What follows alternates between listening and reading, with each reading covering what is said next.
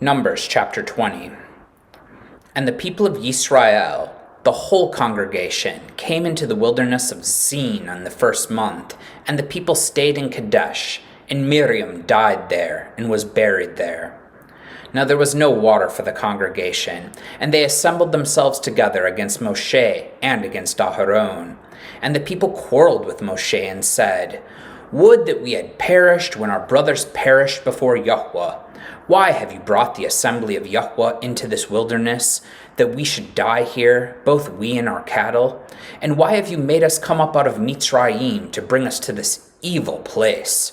It is no place for grain or figs or vines or pomegranates, and there is no water to drink." Then Moshe and Aharon went from the presence of the assembly to the entrance of the tent of meeting and fell on their faces. And the glory of YHWH appeared to them, and YHWH spoke to Moshe, saying, "Take the staff and assemble the congregation, you and Aharon your brother, and tell the rock before their eyes to yield its water. So you shall bring water out of the rock for them, and give drink to the congregation and their cattle." And Moshe took the staff from before YHWH, as he commanded him. Then Moshe and Aharon gathered the assembly together before the rock, and he said to them, "Hear now, you rebels, shall we bring water for you out of this rock?" And Moshe lifted up his hand and struck the rock with his staff twice, and water came out abundantly, and the congregation drank, and their livestock. And YHWH said to Moshe and Aharon, "Because you did not believe in me, to uphold me as Qadesh in the eyes of the people of Yisra'el, therefore you shall not bring this assembly into the land that I have given them." These are the waters of Meribah, where the people of Yisrael quarreled with YHWH, and through them he showed himself Qadesh. Moshe sent messengers from Qadesh to the king of Edom. "Thus says your brother Yisra'el, you know all the hardship that we have met, how our fathers went down to Mitsrayim, and we lived in Mitsrayim a long time. And the Mitzrites dealt harshly with us and our fathers. And when we cried to YHWH, he heard our voice, and sent a malach, and brought us out of Mitsrayim.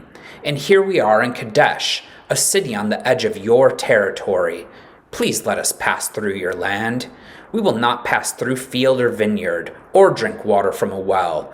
We will go along the king's highway. We will not turn aside to the right hand or to the left, until we have passed through your territory." But Edom said to him, "You shall not pass through, lest I come out with the sword against you." And the people of Yisrael said to him, "We will go up by the highway, and if we drink of your water, I and my livestock, then I will pay for it. Let me only pass through on foot, nothing more." But he said, "You shall not pass through." And Edom came out against them with a large army and with a strong force. Thus Edom refused to give Yisrael passage through his territory, so Yisrael turned away from him. And they journeyed from Qadesh, and the people of Yisrael, the whole congregation, came to Mount Hor. And YHWH said to Moshe and Aharon at Mount Hor, on the border of the land of Edom, "Let Aharon be gathered to his people, for he shall not enter the land that I have given to the people of Yisrael, because you rebelled against my command at the waters of Meribah. Take Aharon and Eleazar his son, and bring them up to Mount Hor, and strip Aharon of his garments, and put them on Eleazar his son, and Aharon shall be gathered to his people, and shall die there." Moshe did as YHWH commanded, and they went up to Mount Hor in the sight of all the congregation.